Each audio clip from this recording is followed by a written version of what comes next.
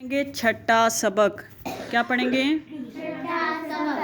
اچھا جی، سوال یہ ہے کہ متحرک کسے کہتے ہیں؟ تو اس کا جواب یہ ہے کہ زبر یا زیر یا پیش والے حرف کو متحرک کہتے ہیں. اب سوال یہ ہے کہ اگر آپ سے کوئی پوچھے کہ ساکن کا کیا مطلب ہے تو آپ کیا جواب دو گے؟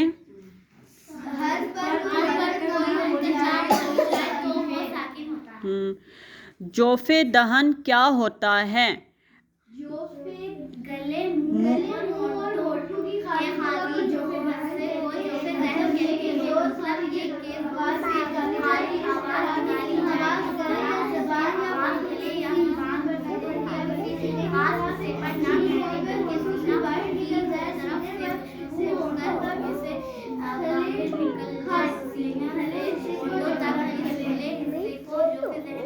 اچھا جی، پھر اگلا سوال ہے کہ داڑھوں اور دانتوں کے نام بتلائیں. تو کل 6 نام ہیں، سنیں آپ، ٹھیک ہے؟ کل 6 نام ہیں، 3 دانتوں کے اور 3 داڑھوں کے.